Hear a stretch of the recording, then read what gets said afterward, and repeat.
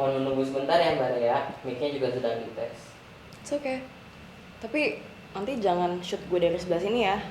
Tadi gue udah bilang, angle gue sebelah sini.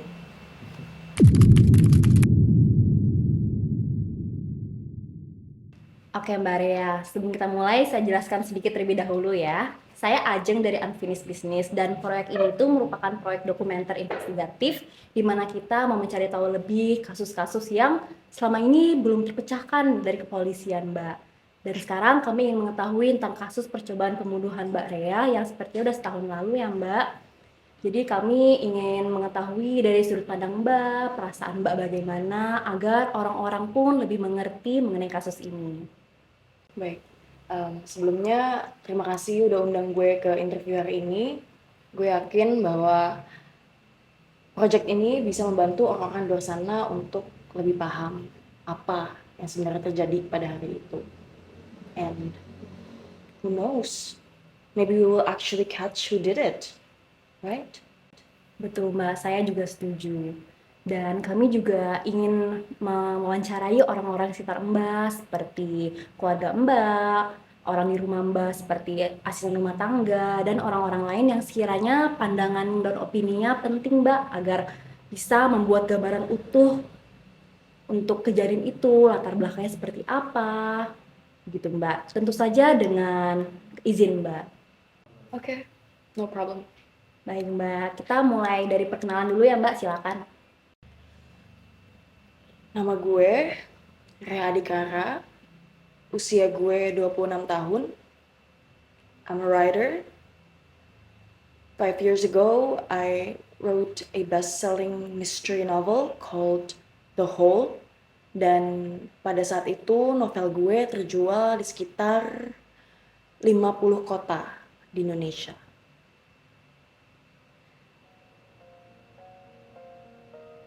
I'm also a victim. Gue adalah korban yang berhasil selamat dari sebuah usaha pembunuhan. 1 tahun yang lalu, gue dicekik oleh sebuah tali oleh orang yang gak gue kenali di rumah gue sendiri. My very own private safe space. How ironic. Pasti berat sekali ya Mbak Rea ya mengalami hal yang tidak menyenangkan bahkan di rumah Mbak sendiri ya. Kalau boleh tahu apakah selama setahun ini Mbak ada informasi lebih tentang kasusnya Mbak? Well, that's the thing. Sampai saat ini pun kasusnya gantung gitu aja. Pihak kepolisian pun gak ada cukup bukti untuk menemukan siapa pelakunya. It feels like a story that just ends mid-sentence. Okay, come with me. Kameramen tolong ikutin ya. Meja makan itu adalah tempat lokasi kejadian. Waktu itu gue lagi duduk, ngopi, sambil ngerevisi naskah novel gue. Terus gue denger ada yang buka pintu depan. Gue kira waktu itu pembantu gue atau kakak gue. Turns out it wasn't.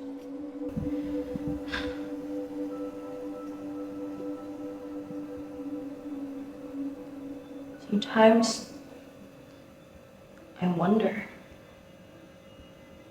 why? Why did such a thing happen to me? I still have nightmares about it, you know.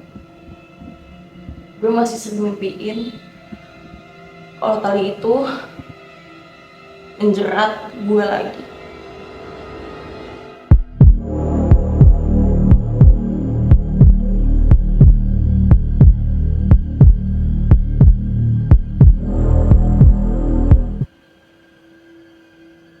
Lucu ya, luka fisik itu bisa sembuh gitu aja.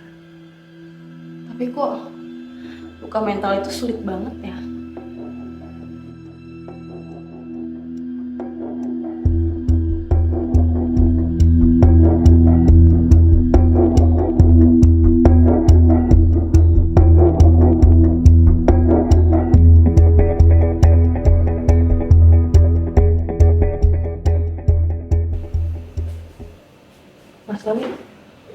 Iya, Mbak. Saya belum dapat tolong. Ya, gimana, Mbak? Tolong ambil buku catatan saya 5 menit. Oh, ya. Mbak Rea, nanti orang yang bantu-bantu rumah kami izin wawancara juga ya. Silakan.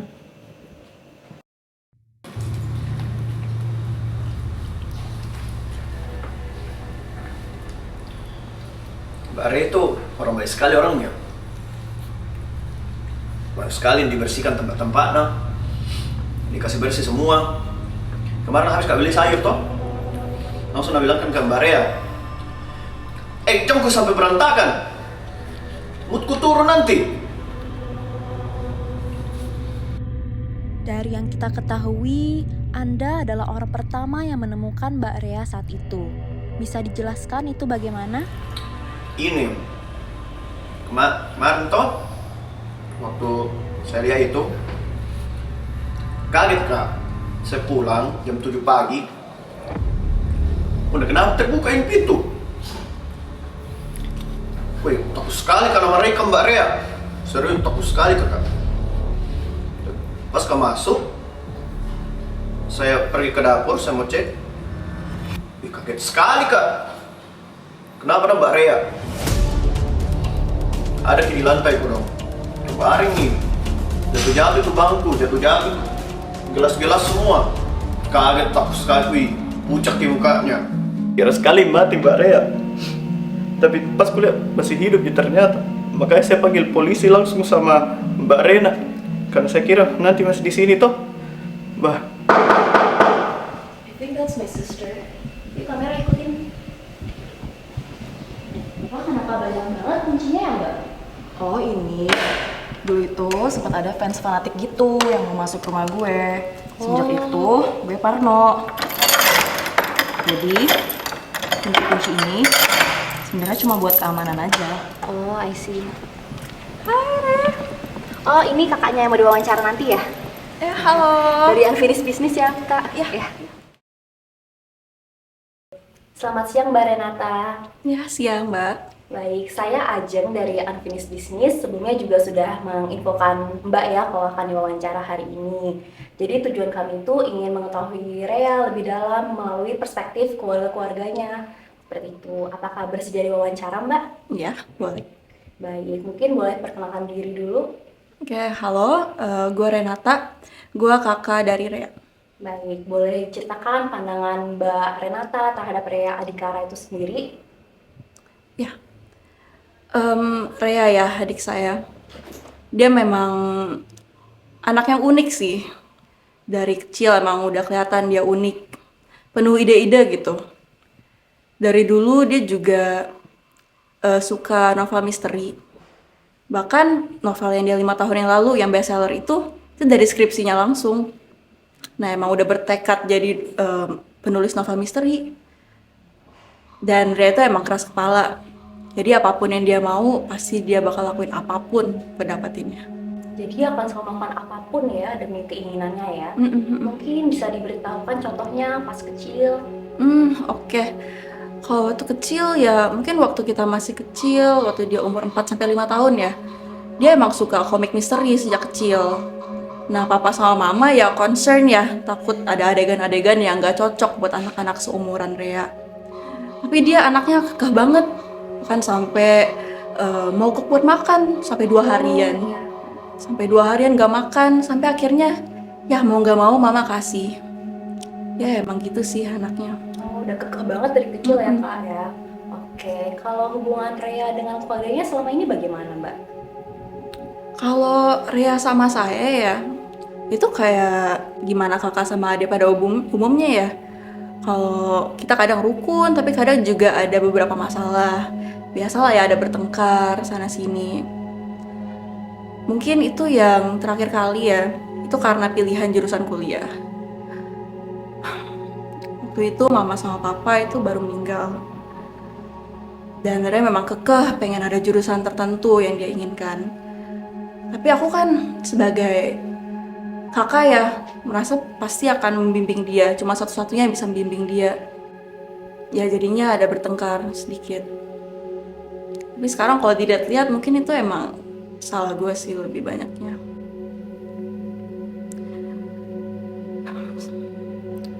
Emang sejak dulu sampai sekarang rasanya memang ada Rea dan saya saja kan. Apalagi sekarang kalau misalnya udah nggak ada mama sama papa, tinggal ada saya untuk mendukung Rea. Tapi saya selalu berusaha untuk mendukung dia dalam segala aspek. Selalu ada di hal-hal yang sulit. Seperti pada 1 tahun yang lalu kan. Pada saat itu, kejadian yang sebagaimana Mbak tahu, ya saya selalu ada aja sih untuk mendukung dia.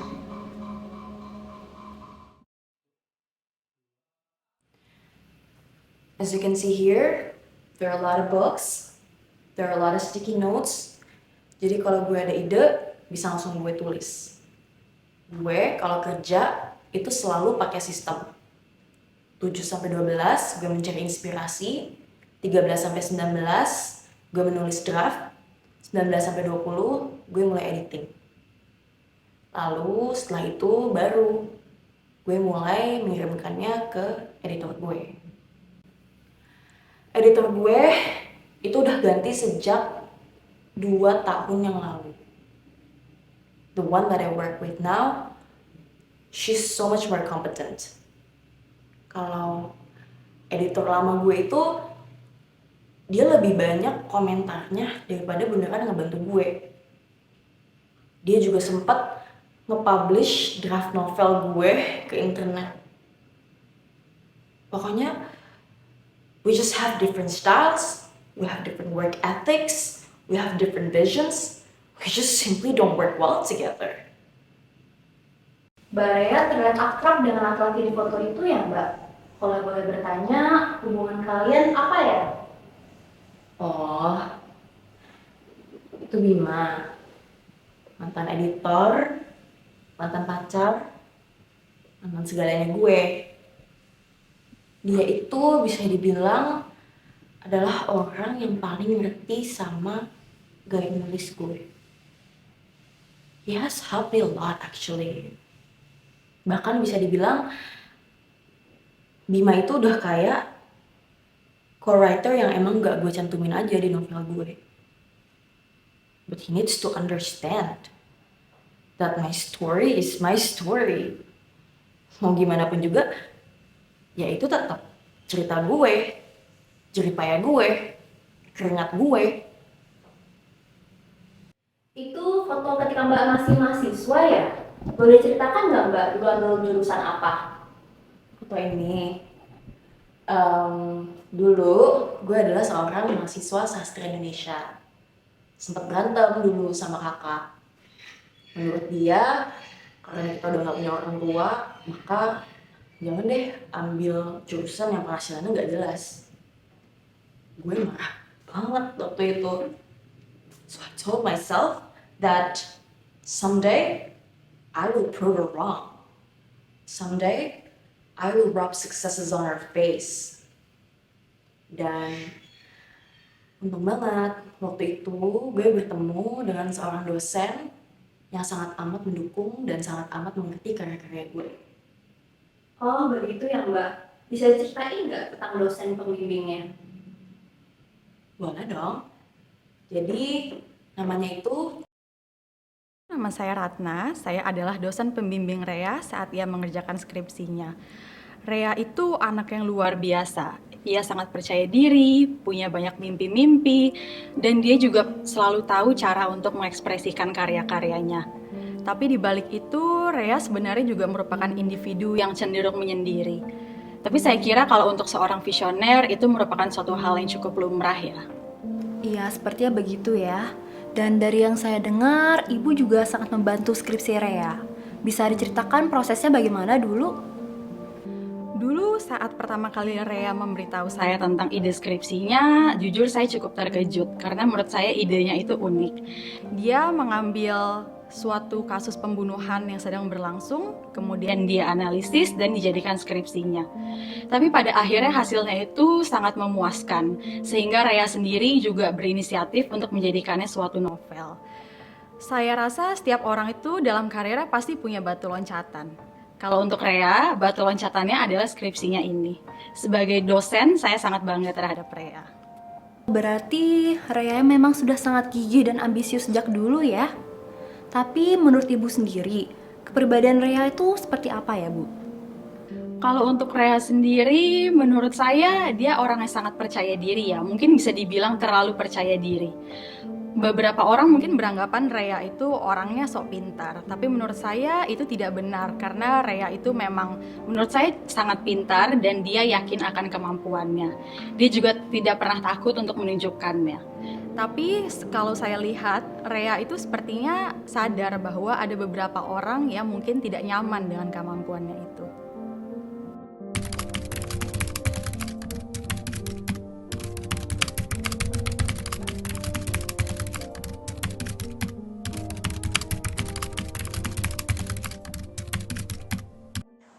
Nama saya Melanie Panjaitan dengan gelar Sarjana Hukum dan Magister Hukum, di sini sebagai pengacara keluarga Rea. Saya sudah mengikuti kasus malang ini yang menimpa Rea dari awal. Saya juga percaya bahwa Rea pasti masih merasakan traumanya. Tidak ada orang yang dapat melupakan kejadian hampir kehilangan nyawanya dengan mudah. Namun, saya juga percaya bahwa Rea itu orang yang kuat. Dari yang saya lihat, Rea tidak mau hanya menjadi korban. Dia ingin mencari dan mendapatkan kebenarannya. Saya juga sudah merekomendasikan ke penyidik untuk membuka kembali kasus ini. Semoga kali ini pihak kepolisian bisa menguak apa yang sebenarnya terjadi di hari itu dan siapa pelakunya. Jadi, mari kita tunggu keputusannya. Terkadang runtuhan itu hanyalah awal dari cerita yang lebih istimewa.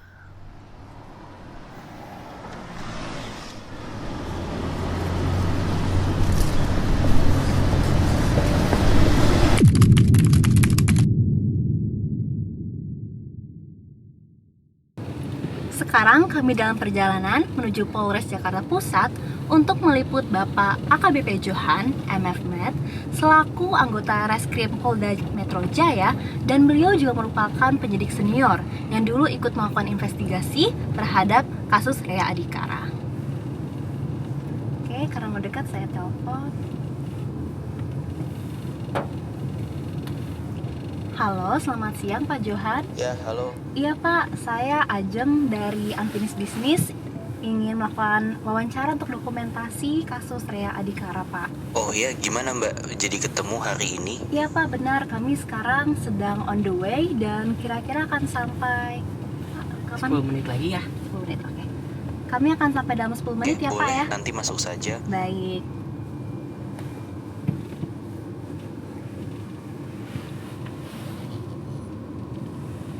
Baik, sebentar lagi kita sampai. Mari kita siap-siap dulu.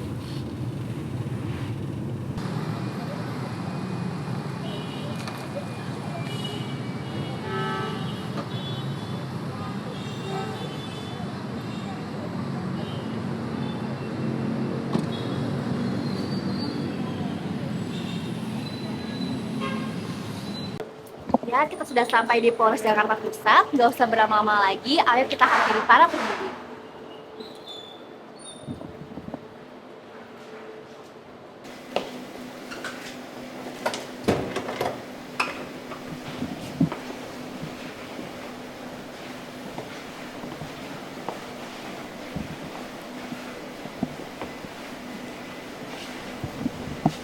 Dari mana ini, sorry?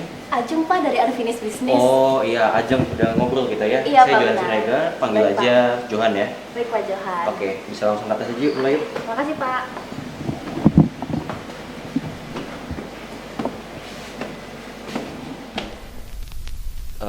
Saya pakai baju dulu ya. Selamat siang Pak Johan. Siang. Baik, saya Ajeng ya Pak dari Unfinished Business. Sebelumnya kami mengucapkan banyak terima kasih atas kesediaan Bapak di wawancara hari ini. Tujuan kami sebenarnya untuk mencari tahu lebih lanjut dan mengulik lebih dalam tentang kasus percobaan pembunuhan Rea Adhikara yang sepertinya sudah genap hampir 1 tahun ya? Iya, setahun ya. Iya, setahun waktu itu kasusnya Rea Adhikara. Iya. Iya, benar Pak. Dan dulu kasusnya cukup menggegerkan publik ya?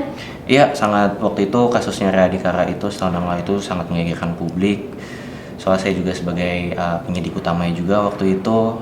Ya, saya juga berterima kasih kepada Mbak Ajeng udah mau ngobrol kita hari ini ya, untuk jadi sebagai kami juga bentuk transparansi kepada publik.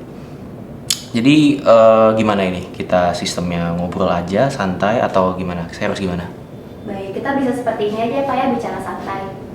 Oke, saya perkenalkan diri lagi ya, sorry ya. Jadi saya Johan Siregar, saya sebagai kepala reskrim di Polda Metro Jaya ini, dan dulu waktu saat kasus Rea itu saya sebagai penyidik utama. Waktu itu ya kasusnya waktu itu saya sebagai penyidik utama ya, sudah saya bilang waktu itu. Tapi sekarang saya lebih banyak di kantor sih ya. Baik Pak, sebagai background, boleh diceritakan sedikit nggak Pak? Seperti apa kasus Rea waktu itu? Iya, jadi kejadiannya pada saat itu Tanggal 12 Mei 2024, jam 7 pagi hari. Kami mendapat panggilan seorang perempuan muda ditemukan tidak sadar dengan kondisi leher terdapat tali yang menjeratnya. Saat itu juga kami langsung datang ke TKP.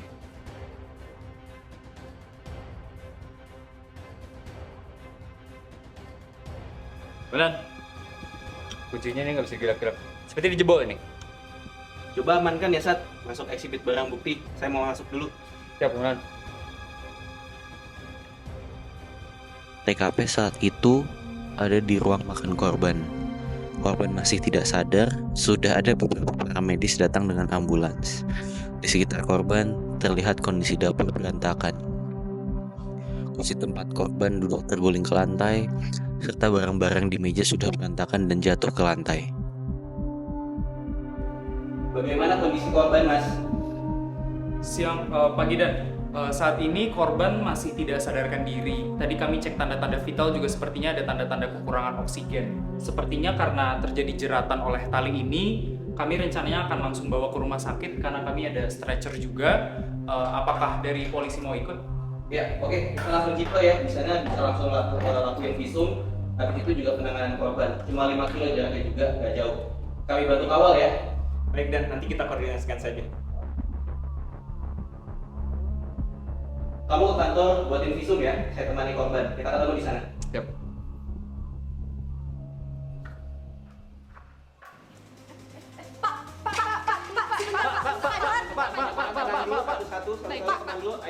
Pak, kami dari ITV. Apa yang terjadi dengan Rea Adhikara? Boleh minta keterangannya sedikit, Pak? Apakah ini merupakan percobaan pembunuhan, Pak? Rekan-rekan, tolong teman tenang dulu ya, satu-satu. Kami saat ini fokus olah TKP dan melindungi korban. Tunggu keterangan plus di Mabes ya. Sudah ya. Untuk saat ini segitu aja dari saya. Udah ya teman-teman. Setelah itu, kami langsung menuju ke RSCM, di mana korban ditangani. Kami sudah berkoordinasi dengan Dr. Jessica sebagai relasi kami di forensik RSCM untuk mendampingi saat beliau memeriksa korban. Selamat pagi dokter, apa kabar? Korbannya gimana saat ini? Selamat pagi, kabar saya baik. Baik, saya akan jelaskan sebentar sebelum kita menuju ke ruang pemeriksaan ya. Gimana kondisi korbannya saat ini dokter? Korban saat ini kondisinya stabil, tapi masih belum siuman, masih belum kesadarannya, masih belum kembali. Tadi saya sudah mendapatkan laporan dari THT, penyakit dalam dan bedah. Mereka sudah melakukan penanganan awal pada pasien. Namun saat ini pasien belum sadar. Saat ini sudah dilakukan juga pemeriksaan ronsen dan juga pemeriksaan lab dasar dari darah. Oke dok, ini kami bawa surat visum itu. Saat mana visumnya? Terima kasih. Untuk surat visumnya saya cek. Ya, boleh nanti pegang dulu ya. Baik. Sekarang mari menuju ke ruang pemeriksaannya.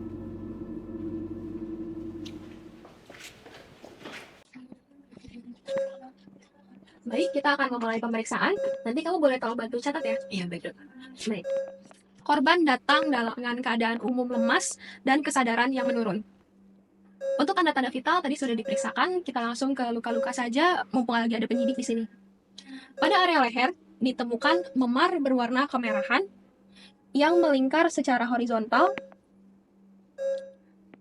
lebarnya 0,8 cm, Mulai dari garis pertengahan depan, kemudian berlanjut ke kanan dan ke kiri.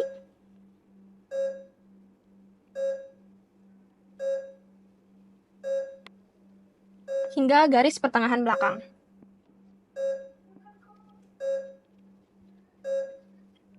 Dua sentimeter dari batas tumbuh rambut belakang. Hasil CT scan menunjukkan tidak ada fraktur pada tulang-tulang di area leher. Kadang kita bisa temukan fraktur di kasus jeratan dengan tekanan kuat, tetapi tidak pada kasus ini. Di bagian kelopak mata,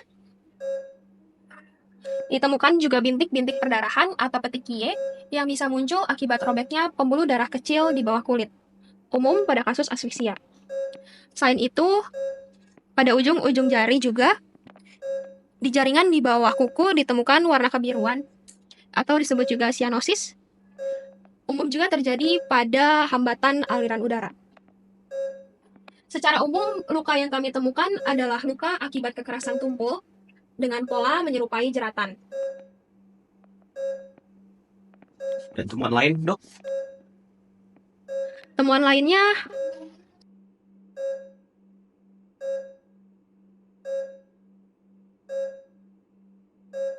pada lutut sebelah kiri, 2 cm di bawah lutut juga ditemukan memar berwarna keunguan. Ini bisa terjadi akibat perlawanan atau gerakan menjatuhkan diri yang dilakukan oleh korban. Temuan sementara ini sesuai dengan dugaan kami atau ada yang tidak konsisten, Dok? Secara garis besar, ada bagian yang konsisten, tetapi ada juga bagian yang masih kurang konsisten, sehingga menimbulkan sedikit keraguan dari kami. Pada korban jeratan, biasanya kita temukan luka tangkis, bisa berupa luka lecet atau goresan-goresan kuku. Tetapi pada korban ini, kita lihat kulitnya bersih. Tidak ada luka-luka goresan kuku juga di area leher. Ini bisa berarti dua hal. Yang pertama, korban kehilangan kesadaran secara cepat, atau yang kedua, korban memang tidak melakukan perlawanan tersebut. Hilang kesadaran cepat itu apa bisa karena obat, Dok? Misal kayak diberi obat, diracunin? Untuk kasus itu, kami masih belum dapat memastikannya. Kami berencana untuk melakukan pemeriksaan urin dan darah, nanti dikirim ke laboratorium toksikologi untuk dicek apakah ada zat-zat tertentu yang bisa mengakibatkan hal tersebut. Nanti kita akan lakukan pemeriksaan ya. Nanti kita ambil sampel darahnya, kemudian nanti cek juga untuk urinnya, untuk alkohol, kemudian ada sodium septin, barbiturat. Setelah itu, jadi waktu itu kami langsung memproses penyelidikannya ya. Habis itu kalau nggak salah toksikologinya negatif. Iya, toksikologinya pada badan Mbak Rea waktu itu negatif, jadi nggak ada pengaruh obat. Baik, berarti sudah jelas dari pemeriksaan tidak ada satupun racun atau obat ditemukan ya di badan Nggak ada Mbak sama Rea, sekali, nggak ada sama sekali. Baik. Lalu selanjutnya itu bagaimana Pak? Ya proses lanjut lagi proses penyelidikannya, kayak misalnya pengambilan bukti, dan habis itu proses pemanggilan saksi yang pada saat itu tuh punya motif. Oh, saksi dengan motif Pak. Itu seperti bagaimana ya Pak? Kalau misalnya Mbak minta nama nih, mana saya nggak bisa ya. Saya nggak bisa, soalnya itu masih rahasia. Nah, tapi 3 saksi tersebut itu nggak mungkin kami panggil sembarangan. Soalnya nama itu muncul dari cerita Mbak Rea sendiri, mungkin dari Instagram dan Twitternya juga, dan juga dari Gmailnya gitu loh. Oke, dari email pokoknya semua bukti kami kumpulkan, dan 3 nama tersebut tuh ada motifnya. Tapi dari semua bukti dan dari semua pernyataan dari saksi tersebut tuh kami nggak bisa tahu pelakunya ini siapa gitu. Menarik juga ya Pak, sudah ada nama-nama tapi tetap tidak berujung pada mengetahui yang mana yang melakukannya ya Pak ya. Iya, sampai sekarang saya masih nggak tahu. Mungkin inisialnya Pak, boleh dikasih tahu? Inisial ya mungkin bisa ya Mbak ya. Nyonya MA, 32 tahun, editor lama Rea. Tuan BK, 24 tahun, salah satu fans Rea. Dan Tuan BN, 29 tahun, mantan kekasih Rea.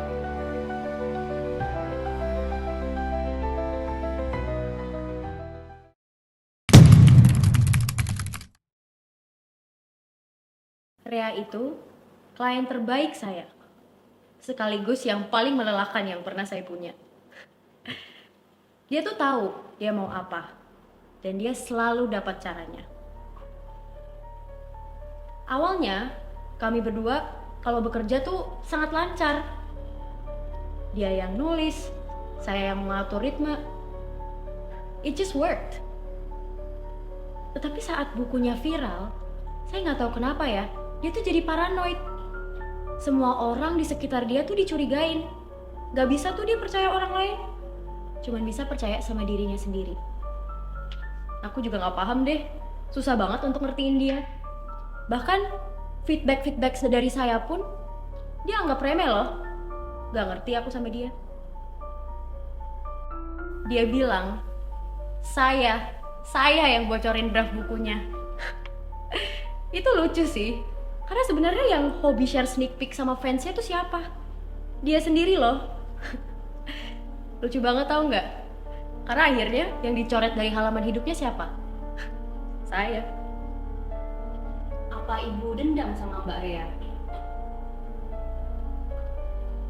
Kalau tadinya pertanyaannya, apakah saya sedih? Iya, saya sedih. Apakah ada rasa marah? Iyalah, saya marah. Tapi dendam. Kalau tadinya emang saya punya niat untuk nyakitin si Rea, saya bisa ngelakuin itu lewat naskah. Saya bisa membuat dia gagal. Gak perlu saya kekerasan fisik untuk ngelakuin itu. Terakhir kali saya ketemu si Rea, dia ngajak ngopi. Ya, saya kiranya dia mau rekonsiliasi sama saya. Ya udahlah, saya pergi. Tapi ketika kita udah di sana, dia cuma duduk. Dia liatin saya aja. Dan dia nanya, kalau misalnya mau membuat luka yang terlihat nyata, harus sedalam apa? Ya saya bingung lah. Makanya saya jawab, itu tergantung mau dibuat secara metafora atau nyata. Ya udah, dia senyum-senyum aja terus dia pulang. Menurut ibu, untuk apa Rea nanya seperti itu ya? Awalnya saya ngira mungkin dia lagi riset ya. Tapi lama-lama saya sadar, mungkin saat itu dia emang cuma mau ngetes batas kita semua. Dia itu, si Rea itu, dia tuh tahu saya tuh dulu pernah percaya banget sama dia. Dan dia juga tahu kepercayaan yang disalahgunakan melukai lebih dalam daripada tali apapun. Jadi, kalau kalian tanya, apakah saya pelakunya? Ya jelas-jelas tidak lah. Tapi, kalau kalian tanya, apakah saya bisa ngerti kenapa ada yang pengen nyakitin si Rea? Ya sayangnya ya, saya bisa ngerti. Banyak kok yang saya bisa pikirin. Bisa aja tuh fans-fansnya dia tuh. Atau, bisa aja seseorang yang pernah menjadi bagian besar dari hidupnya. Bisa aja dia. Karena si Rea itu pernah anggap dia sebagai sampah. Diinjek-injek aja tuh orang yang pernah sayang sama dia. Apa ada satu nama yang terpikirkan di benak ibu? Mbak masih nanya nih, beneran? Ya si mantannya itulah, si Bima-Bima itu. Masa Mbak masih nanya sih? Emang misalnya nih Mbak, saya tanya nih ya. Kalau misalnya Mbak nih diinjek-injek sama pacarnya sendiri, emang Mbak nggak mau balas dendam? Beneran Mbak? Ya si Bima itulah. Siapa lagi? Motif Maya kuat, tapi dia punya alibi. Tidak ada rekaman, tidak ada juga jejak dia pada malam itu.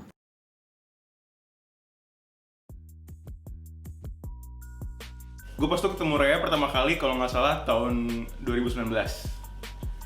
Pas itu yang gue bawa tuh buku buat ditantanganin. Cuman yang gue bawa bukan buku yang bisa beli di toko ya. Gue tuh bawa draft lama dia yang bahkan cuma 3 hari doang diupload terus dihapus. Pas tuh gue inget banget reaksi dia kaget. Tapi gue bangga. Gue tuh bukan fans ya. Gue tuh saksi dari awal proses dia nulis. semua buku-bukunya, bahkan draft-draft yang dia lupain aja udah gue baca. Jadi pas kemarin dia hilang tuh dari internet, gue tahu dia bukan writer's block. Dia tuh hanya kehilangan perspektif.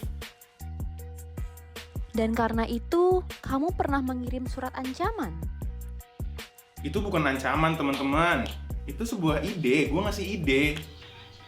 Gue inget banget yang gue tulis tuh di suratnya, kalau lo nggak ada inspirasi nulis, boleh nggak gue kasih inspirasi? Itu bukan berarti gue ngasih ancaman kan? Maksudnya berarti gue ngasih ancaman untuk mencelakai dia? Ya enggak dong. Pas itu gue inget banget, di talk show dia pernah bilang, kalau lo mau menulis tentang luka, lo harus tahu rasanya. Ya yang gue lakuin cuman mengingatkan dia untuk mengingat rasa tersebut. Memang gue salah ngelakuin hal itu?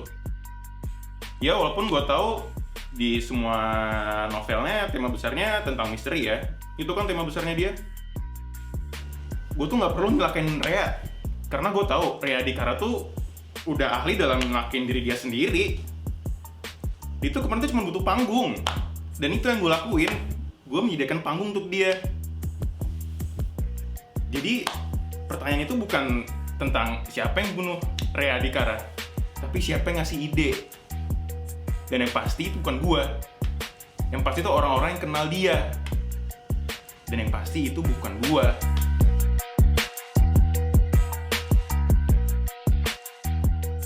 Reno, tidak ada bukti dia di sekitar rumah Rea malam itu. Tapi setiap kata dia, gerak-geriknya bikin kita makin gak yakin kita ngerti siapa Rea sebenarnya.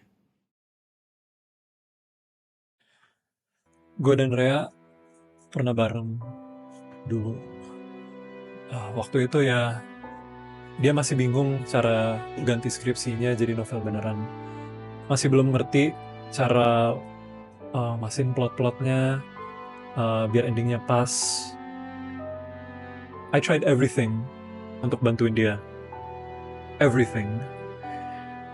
Tapi akhirnya gue bahkan gak dikasih apresiasi. Kami barengan cukup lama.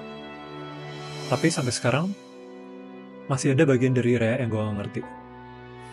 Apa kalian pasti berhubungan? Enggak lah. Ngapain?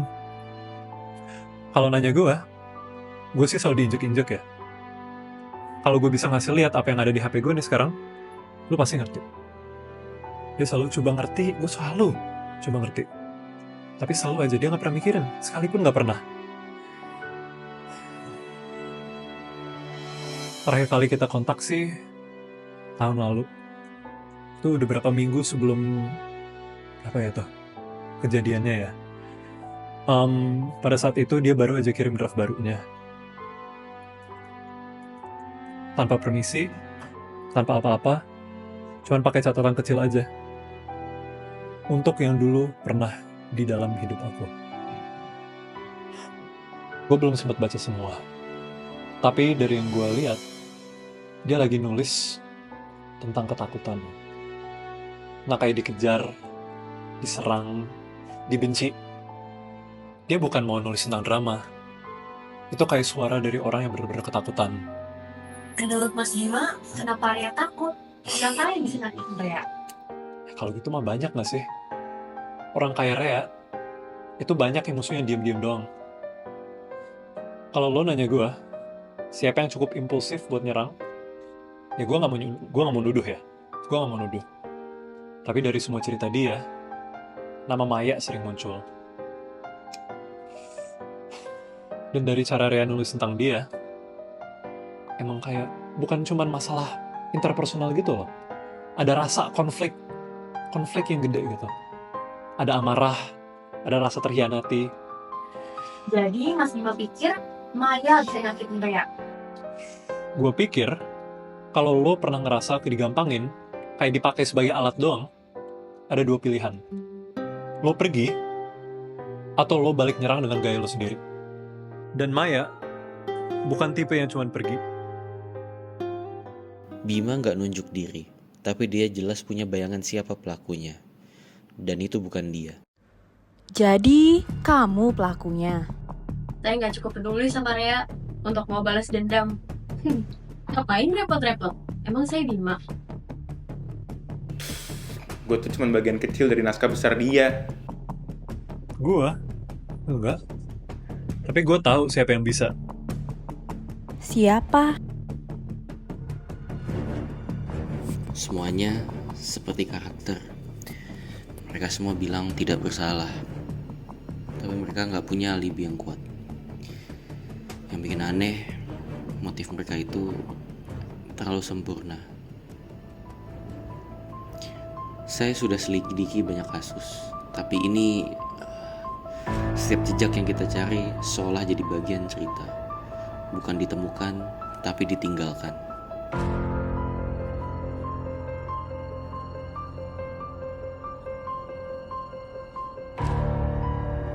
Mereka semua bilang hal yang sama.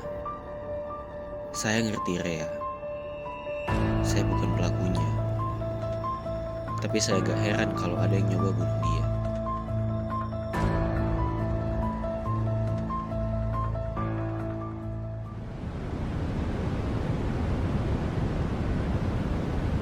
Bagaimana kejadian ini mempengaruhi kamu sebagai penulis? Kejadian ini membekas trauma yang mendalam bagi saya. Namun saya jadi mengerti bahwa terkadang luka itu bisa menjadi bahan bakar yang paling jujur dalam menulis. Penyidikan itu bukan tentang menemukan siapa, tapi tentang membuktikan bahwa cerita yang kita dengar belum tentu cerita yang sebenarnya.